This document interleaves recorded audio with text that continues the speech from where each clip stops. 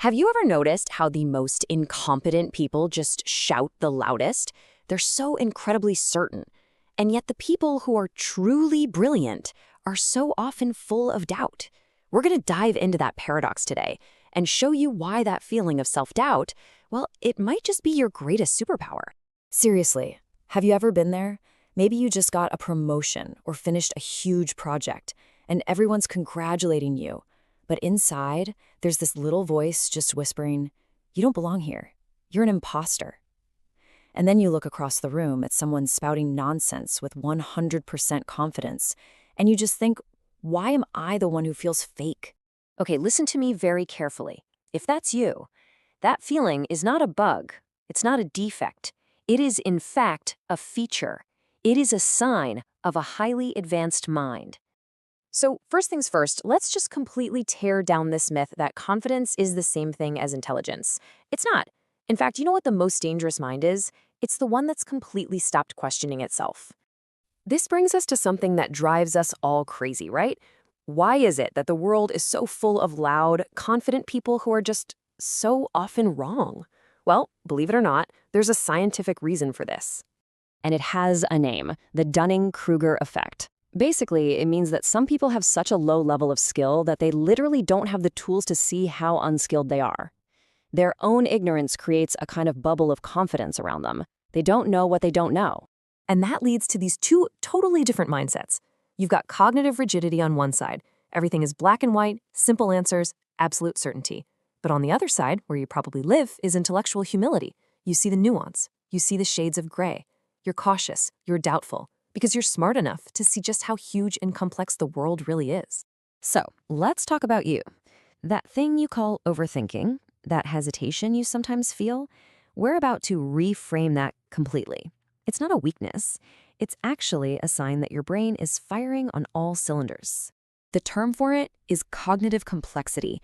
It means your mind isn't built to just react. It's built to reflect. So when you're faced with a choice, you're not being indecisive. Your brain is running thousands of simulations, examining every angle, every detail, every possible consequence. From the outside, someone might just see you hesitating. But inside your head, oh man, there is a storm of connections happening. You're processing all these variables and possibilities that other people are completely oblivious to. They just walk right past it. This isn't anxiety. It's high-fidelity thinking. And this is it. This is the heart of the matter. The reason you feel like a fraud isn't because you are one. It's because you are the only one in the room who can see the 10 other ways you could have been wrong. Your ability to see all the alternatives is what creates the doubt. But, this feeling, it goes even deeper than just how we think. It's connected to this mask that we wear every single day. And eventually, the person behind that mask just wants out. The famous psychologist Carl Jung had a name for it. He called it the persona. It's the social mask we all put on to fit in, to be accepted. And for high achievers like you and me, that mask is usually the expert, or the leader, or the one who always has it together. And you've gotten so good at wearing it, people think it's the real you. But here's the problem. After a while, that perfect mask, it starts to feel less like armor and more like a polished prison. It looks amazing on the outside, but it's totally suffocating you.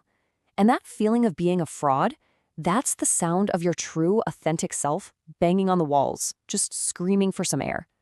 This is so important, so please hear this. That nagging imposter syndrome isn't there to torture you. It's a wake-up call. It's a signal from the deepest part of you that it's time to stop performing and just start being real. Okay, so this is all great, but what do we actually do? How do we take this uncomfortable feeling and turn it into something useful? Let's build a new framework for it right now. It boils down to two simple practices. First, radical self-honesty. The next time you feel that doubt, don't fight it. Get curious. Treat it like data. Ask yourself, okay, where is this really coming from? Is this actually my feeling, or is it just some old script I learned to play it safe? And second, embrace solitude. You have to get away from the noise of the world. In that quiet, when you're not performing for anyone, that's when your true self finally gets a chance to speak. So let's bring it all home. We need to lock in this new perspective. Your doubt is not a weakness, it's not a flaw, it is the very engine that will drive your personal evolution. I mean, look at the choice here. A mind that's 100% certain about everything, it's stagnant, it's closed, it can't learn anything new. For all intents and purposes, it's already dead. But a mind that doubts, that's a mind with an infinite capacity to grow. Your doubt isn't a problem, you guys. It's a compass, and it's pointing you towards becoming a more complete, authentic human being. And I want you to burn this into your brain. The fact that you feel out of place in this world that seems to reward loud, unearned confidence, that isn't proof you're failing. It's proof you're waking up. So that brings us to the final and most important question. Are you ready to stop being what some people call a functional zombie, just going through the motions, playing a part? Are you ready to start living a life that is truly, authentically your own? If the answer is yes, then it is time to make a choice, not for shallow certainty, but for the deep, profound, and powerful wisdom that only comes from doubt. And I want you to make this real for yourself right now. I want you to go to the comments below and make a declaration. Just type, "I choose the wisdom of doubt." Let that be the moment you decide to stop hiding. And remember, when you feel this way, you are not alone, you're not behind, you're just ahead of the herd.